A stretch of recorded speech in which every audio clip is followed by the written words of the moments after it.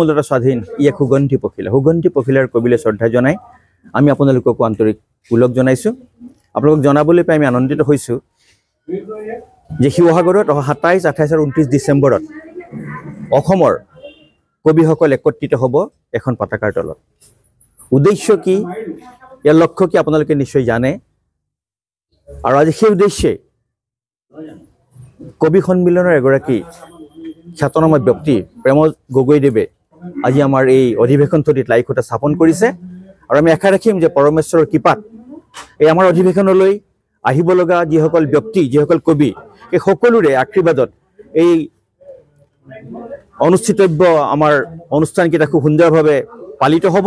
আৰু আপোনালোকক জনাবলৈ পাই আমি আনন্দিত হৈছোঁ যে আমাৰ এই অনুষ্ঠানলৈ সুদূৰ উৰিষ্যাৰ পৰা, নেপালৰ পৰা, পশ্চিমবংগৰ পৰা কেইবাজনো বিশিষ্ট কবি সাহিত্যিক আমি আমন্ত্ৰণ জনাইছোঁ। তেওঁলোকে আমাক ইতিমধ্যে আহিম বুলি কথা দিছে।